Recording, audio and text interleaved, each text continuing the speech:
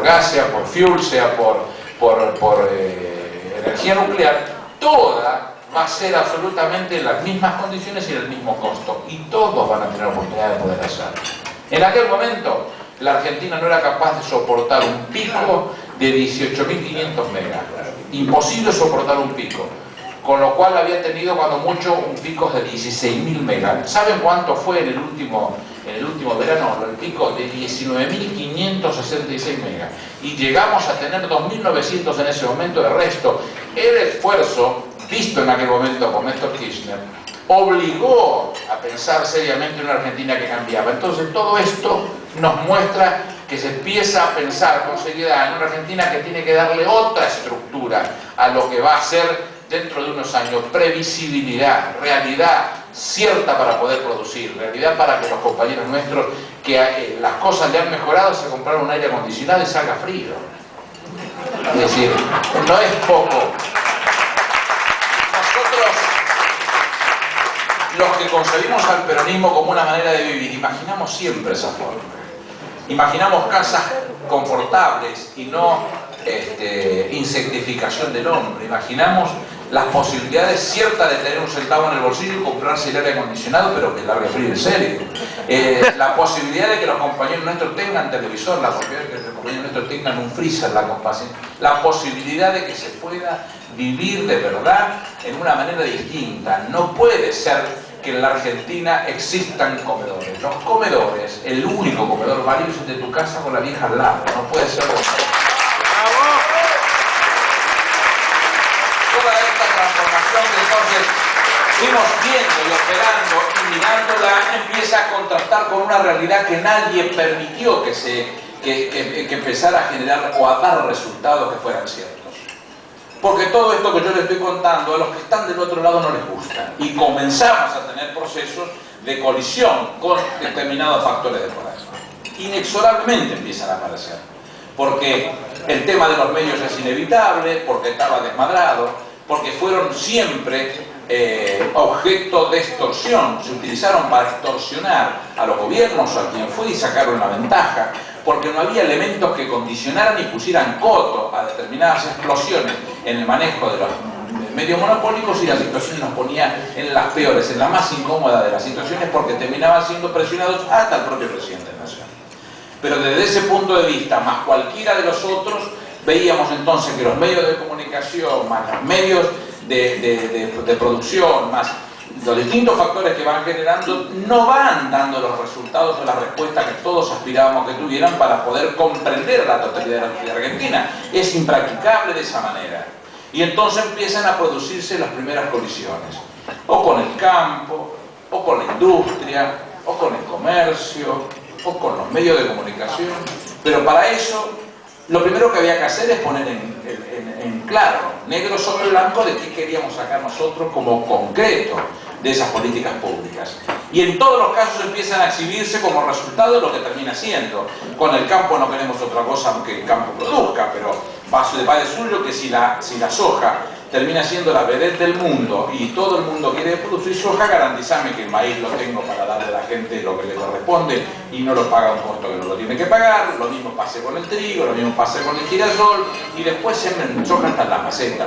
Pero la realidad es que la responsabilidad como Estado es la de tener que obligar a que se cumpla por lo menos lo que necesita la mesa del argentino y a los costos que necesita la mesa de los argentinos.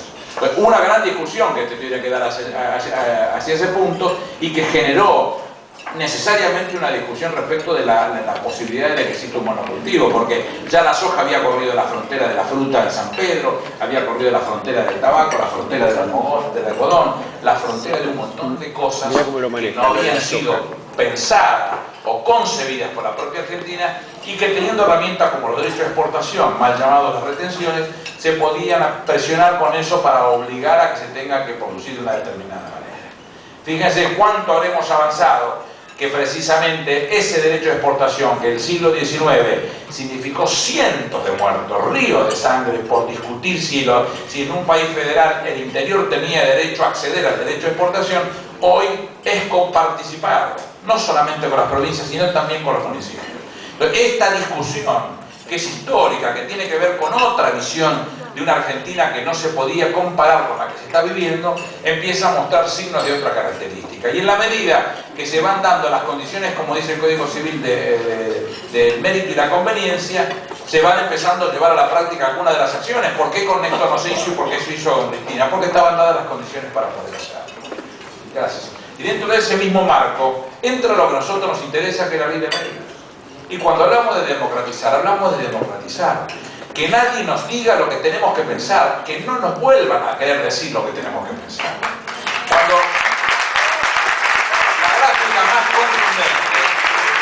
la gráfica más contundente de aquellos que pretendieron decirnos cómo tenemos que pensar es ver cuando en 6, 7 y 8 pasan el influenciómetro.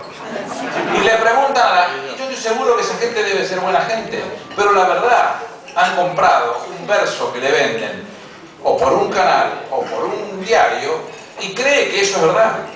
¿Viste cómo dice Mamá Cora? Si lo dice un diario debe ser cierto. Esto es lo que debe estar pasando. Y la realidad es que no hay oportunidad de revertirlo, no había oportunidad de revertirlo.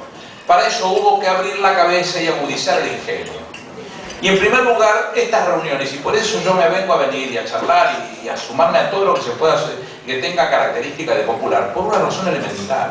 Porque tuvo que ser otra vez la inventiva, la imaginación, la que tome características de tiza y carbón de los 45 para empezar a decir a la gente de otra manera cuál es la mentira que nos están vendiendo.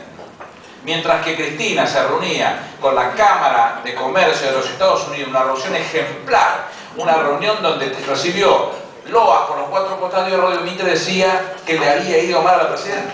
La red también, la red.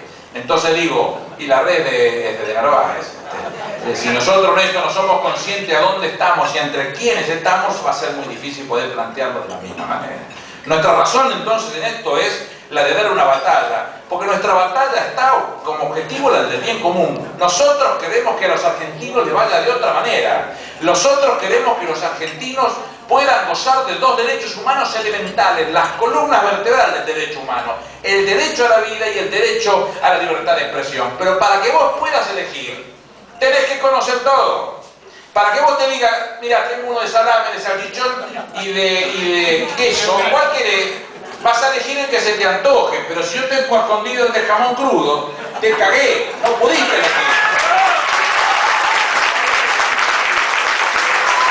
Esta es la gran disyuntiva que se da en la Argentina. Esta es la gran discusión que se da en la Argentina.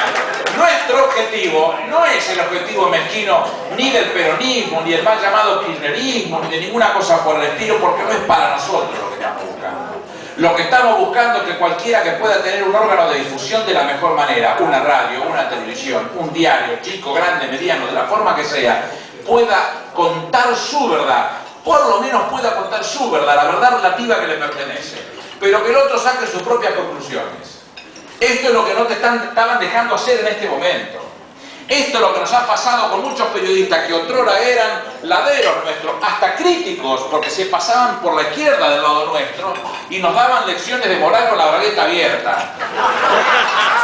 Son estos periodistas que antes se llamaban Ernesto Tenenbaum y ahora se llaman Ernesto Tenenbaum.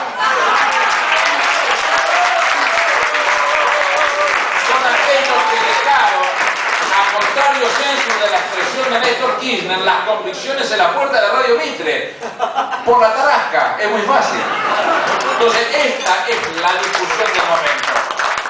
Yo no tengo duda que en esos medios de comunicación hay muchísimos periodistas de muy buena leche.